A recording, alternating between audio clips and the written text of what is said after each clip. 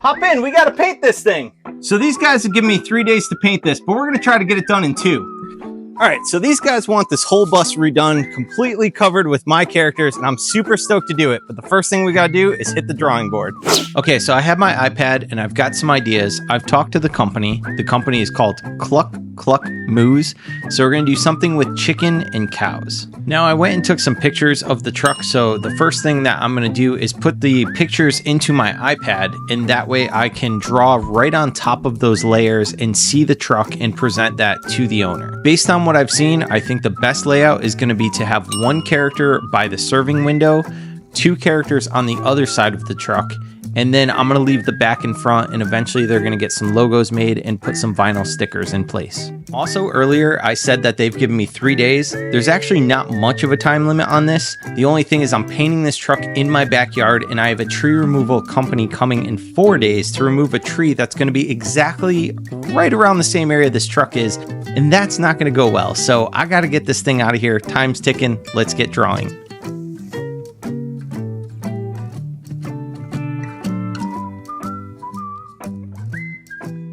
Okay, so I've got the drawing here. I have shown the company, and as you can guess, because in the beginning of the video, the truck is already in my backyard, they approved the design. So the next step is going to be to take this design and project it onto the truck. Now, because the truck is up against a fence, I'm going to do one side at a time, and I'm going to start with the serving window, which is the pig. And yes, there's a pig because they also serve pork products.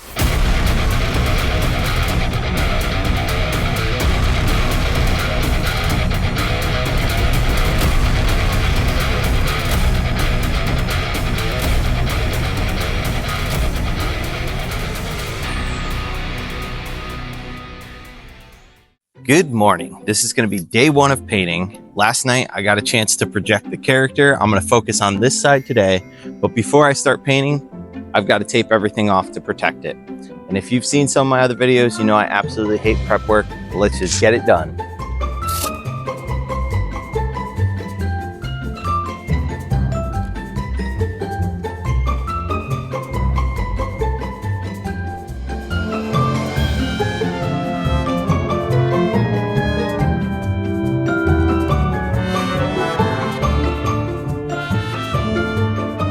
At this point, the truck is all prepped. It took way longer than anticipated. As always, the windshield, everything else got done. I did not prep the other side. I'm gonna probably do that tomorrow, but I did some of the back, and you can see these windows, this window, tires are covered, everything's covered. So, time to paint. I'm gonna climb on up, and I'm gonna spray the top and work my way down. And of course, we're gonna need a lot of paint for this, so I wanna give a big shout out to Jerry's Artorama for being able to get me everything I needed and making a special order so it would be here on time. And now we can get back on top of that roof and start painting this thing so all the aliens and their UFOs can see it from space. Normally, if I paint a food truck, I don't paint the roof. I just paint up to where the viewer can see so it looks like the roof is painted. But this company, they plan to be at a lot of food festivals and events where there could be drones or things like that. So they want to make sure it looks good from every angle.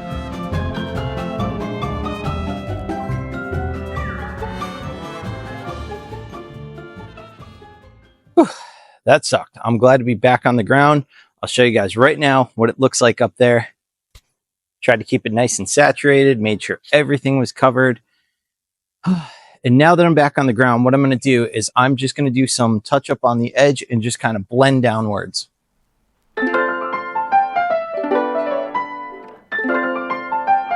All right, let's give this thing some background.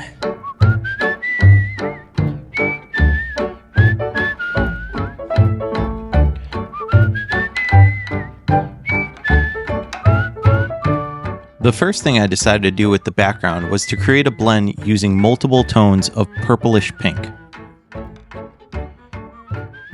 I also left some room for where the clouds would go in later and began to map in some of the mid-ground, which would be the ground and the fence posts. You can see here that the blend starts from dark at the top and gets lighter at the bottom, so it kind of creates the illusion of the sun setting. Once that was complete, it was finally time to add some of the clouds. And I wanted to bring some warmth into this piece, so for the cloud color, I chose kind of a sandy tone, some beige tones, and some brighter yellows. Now that the clouds are all mapped in, it's finally time to get started on some lettering. Lettering is always very tedious, and to do this, I was using my level 1 cap to start by basing the yellow. I continued to use the level 1 cap and outlined all of the letters with black. Once all the letters were outlined in black, I went back with the yellow and did some little cutbacks inside the letters to make sure it was a little cleaner. I also used a stencil cap to get in some of the tight areas and make sure everything was as crisp as it could be, and then finally outlined it with white. And now it's time to work on the lower portion of the truck and get the rest of the background done. I'll admit my camera batteries kept dying and I just didn't want to waste time to keep replacing them. So you could see here the grass was already mapped in, most of the fence was mapped in, but we'll go over a quick wood grain tutorial. So you could see I based my main colors, one being the shadow color, one being the, I guess we'll say mid-tone color, but I'm going in with the stencil cap and making wood grain pattern with a lighter tone. From there, I go in and add the darker tone. You could see it's a very simple but effective method. I also like to make sure I'm conscious of the use of line weight within my work. And what I mean by that is you could see that there's very, very thin lines created with the wood grain, but then I go back with my level 1 cap without the stencil cap, and I create thicker lines on the outer perimeter. This is a stylistic choice, but again, it's something that I find simple and effective. I wish I had better tips for trying to create straight long lines, but it's pretty much just looking from one point to another and dragging the can across. And even if they're not the straightest lines, they still work with the style. At this point, the background's all done, so I can finally get started on this character.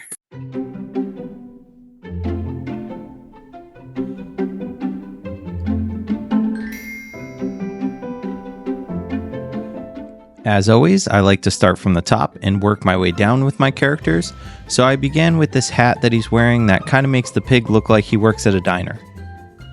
As far as I've been told from the company, they kind of have an old American diner feel to their food, so we thought that would be cool to include.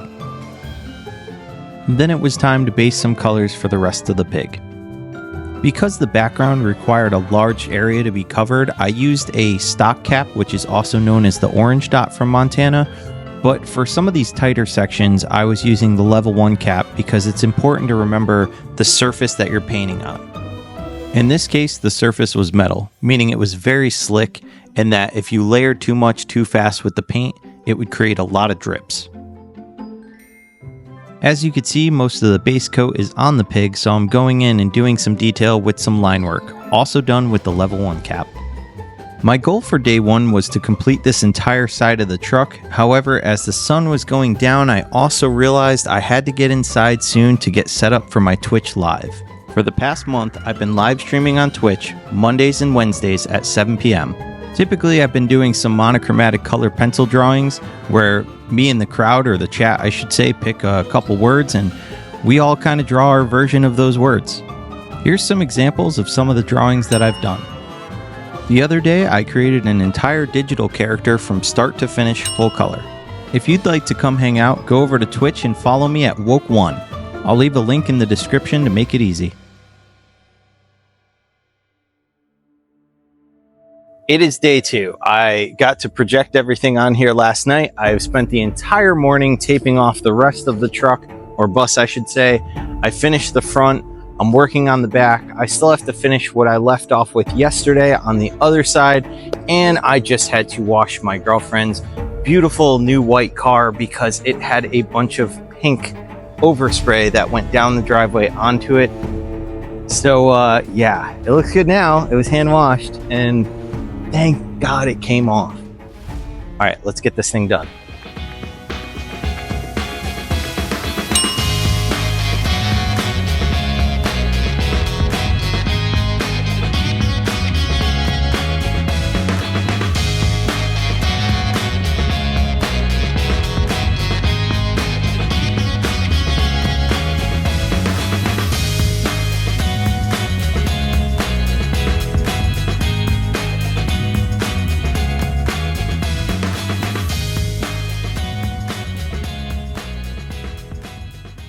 So much for 2 days. It is definitely going to be 3 days, but it cannot be 4 days because I have tree cutters coming to take a tree out of the yard. So this has to be out by tomorrow.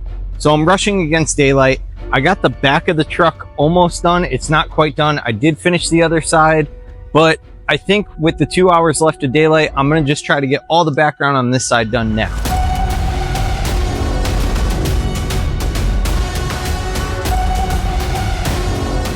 It was nearing the end of day 2, and I was getting nervous. I had already added one more day than I had planned, and I couldn't add any more. I couldn't paint it in my front yard because there was trees being trimmed in the front yard as well. I didn't even want to think about moving this truck because it meant unwrapping everything that I spent so much time covering just to move it to another location, plan out how much paint to bring, and then complete it. I know some of you are probably thinking, why cut down trees? They're so beautiful. And some of you are probably thinking, just reschedule the tree cutters. But within the past 6 months, we've had a couple incidents where trees have taken out multiple fences and one just fell on our house, so it was time to do something about it. All I could do was repeat the same process I did on the other side of the truck and use the little bit of daylight that I had left to get what I could done. Once again, the batteries in my camera had died and there was no time to replace them. So I'll show you guys what I got done in the morning. Here's where I left off last night. It is day 3 and there is no time to waste, so let's get right into it.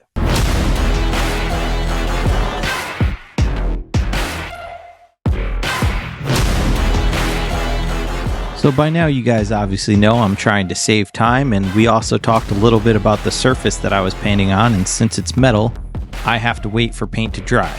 But since we're in a race against time and I don't want trips, I decided it was best to work back and forth on both the cow and the chicken at the same time. This actually worked out great, since while one layer was drying on one character, I could go do another layer on the other character. I guess you could say I was really moving along. Anytime I was working on the chicken, I felt like I was just flying through it, just kind of winging it and feathering in some details. Of course, I don't mean to say that when I went back to the cow, I'd be milking it. That would have just been an utter tragedy. If you guys aren't over the moon with these jokes and don't find them very funny, maybe just like 2%, or find them just too cheesy, well, I guess I'll grab this thing by the horns and get back to it.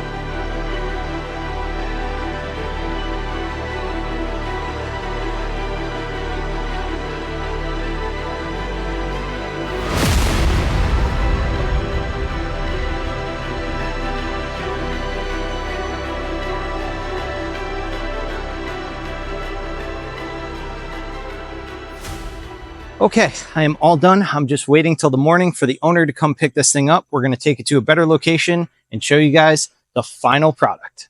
Now, before I show you guys the final product, I just want to say if you enjoyed this video and you guys want to support me more, you can always head on over to my website, whoop1.com, where you can find cool merchandise and shirts like this. That's right, I've updated the website quite a bit. I have a lot more merch on there now. You can see I put up some of those sketches that I posted earlier in the video. I've got some new paintings available, some new t-shirts available. There's also other prints, there's sticker packs, there's pins. There's still some hoodies left. So be sure to head on over, check it out, maybe pick yourself up something. I'll make it easy for you and I'll leave a link in the description. Another way to support me more is, of course, to check out my Patreon, where I've got multiple tiers available offering multiple things like sneak peeks at projects and just keeping up with what I do. You can get your name on the screen. Speaking of which, let's thank those Patreon members now. And of course, if you can't afford to support me, I completely understand. Don't forget to like, share, and subscribe though. And lastly, if you happen to be a company or have a company of your own and you think there's a project that might be right up my alley, feel free to send an email over. I'll leave a contact link in the description of this video. Without further ado, here it is, the final product. Hey, order up. Oh, thanks, man. Appreciate it. Yes, sir. Oh, Thank you. And don't forget your mask. Thanks, dude. Have a good one. You too.